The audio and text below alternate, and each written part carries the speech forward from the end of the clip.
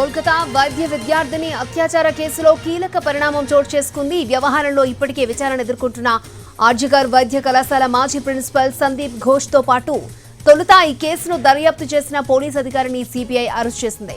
దర్యాప్తు అధికారులను తప్పుదోవ పట్టించడం, సాక్ష్యాధారాలను దాచేందుకు యత్నించారన్న ఆరోపణలపై వారిని అరెస్ట్ చేసినట్లుగా సమాచారం. సందీప్ ఘోష్ పై అత్యాచారం, హత్య అభియోగాలను చేర్చినట్లుగా ఓ అధికారి తెలిపారు. వైద్య కళాశాలలో ఆర్థిక అవకతవకలకు పాల్పడిన కేసులో సందీప్ ను ఇప్పటికే సిబిఐ అరెస్ట్ చేసింది. ప్రస్తుతం ఆయన జ్యుడిషియల్ కస్టడీలో ఉన్నారు.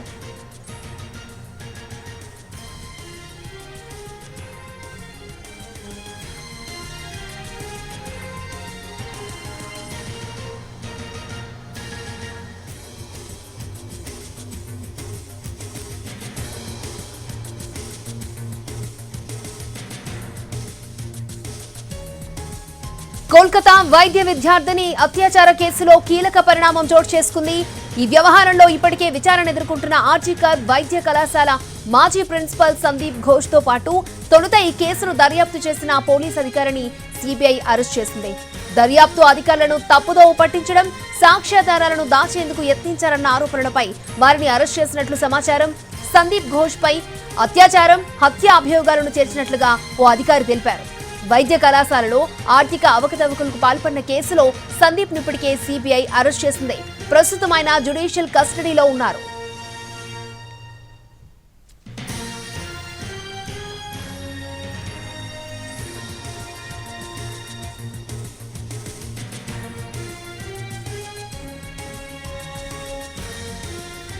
రైట్, బెంగాల్ జూనియర్ డాక్టర్ కేసులో మొదటి అరెస్టు చేసినట్లుగా తెలుస్తోంది. రైట్, ఇదే అంశానికి సంబంధించి మరిన్ని అప్డేట్స్ మా ప్రతినిధి రాజు మనకు అందిస్తారు. రాజు, విశాఖ బెంగాల్ జూనియర్ డాక్టర్ అత్యాచారం కేసుకు సంబంధించినటువంటి వ్యవహారంగా దర్యాప్తు చేస్తుంది. సో ఎవరైతే మొదట ఈ కేసును అంటే పోలీసులు కేసు నమోదు చేసినటువంటి అధికారిని సిబిఐ అరెస్ట్ చేయడం ఇప్పుడు సంచలనంగా మారిందని చెప్పుకోవచ్చు. ఎందుకంటే ఈ కేసు ఆగస్టు 9వ తేదీన జూనియర్ డాక్టర్ పైన అత్యాచారం జరిగి చనిపోయింది. అదే రోజు ఆమె పోస్ట్ మార్టం ఇవన్నీ పూర్తయిన తర్వాత కేసు నమోదు కూడా జరిగింది. అయితే ఈ కేసు నమోదు అంశమే మొదటి నుంచి పోలీసులు చేసినటువంటి ఎఫ్ఐఆర్ ఇదంతా కూడా వివాదాస్పదం అవుతున్నటువంటి పరిస్థితి కనిపిస్తుంది. సో అన్యాచురల్ డెత్ పేరుతో ఏదైతే ముందుగా ఎఫ్ఐఆర్ నమోదు చేశారో, సో లైట్ తీసుకున్నారు పోలీసులు అనేటువంటి ఆరోపణల నేపథ్యంలోనే బెంగాల్ హైకోర్టు ఈ కేసును సిబిఐకి బదిలీ చేసింది.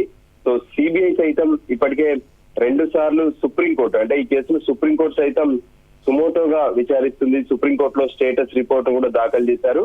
గత విచారణ సందర్భంగానే ఈ కేసుకు సంబంధించి పలు కీలక అంశాలను supreme court chief justice of India DY Chandrachud సైతం ప్రశ్నించినటువంటి పరిస్థితి కనిపించింది. వాటికి అనుగుణంగానే ఇప్పుడు పూర్తి స్థాయి స్వేచ్ఛతో అటు సిబిఐ అక్కడ బెంగాల్లో విచారణ జరుపుతున్నటువంటి పరిస్థితి ఉంది.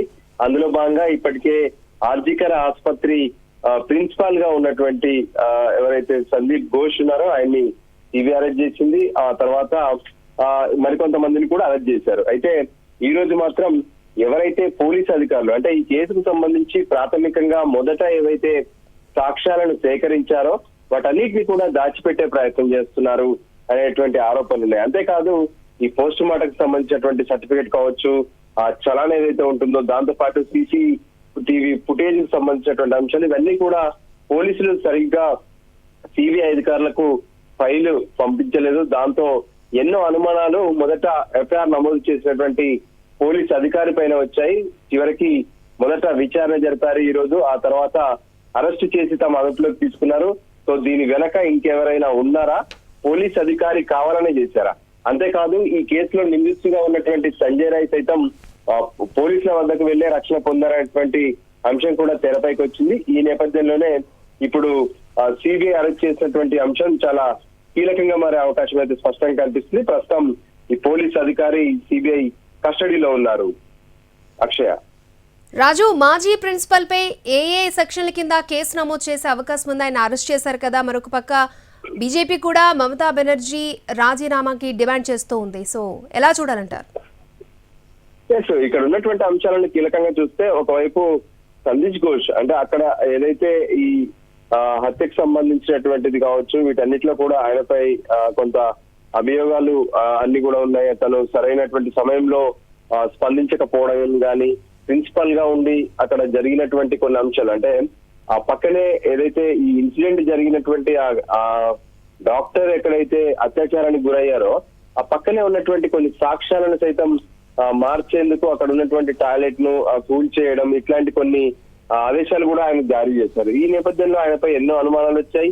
ఆ తర్వాత సందీప్ ఘోష్ అవినీతికి కూడా పాల్పడ్డారు. ఆసుపత్రిలో అనాథ శవాలను అమ్ముకోవడం, ఆర్గాన్స్ కు సంబంధించినటువంటి అంశాలు కావచ్చు, బయో వేస్టేజ్ కు సంబంధించినటువంటి అంశాలు కావచ్చు, ఇవన్నీ కూడా ఆయన పైన ఆరోపణలు ఉన్నాయి. దాంతో సిబిఐ ఒకవైపు అవినీతికి సంబంధించినటువంటి అంశంలో కూడా విచారణ జరిపింది. మొత్తానికి అవినీతి సెక్షన్లకు సంబంధించినటువంటి అన్ని సెక్షన్లు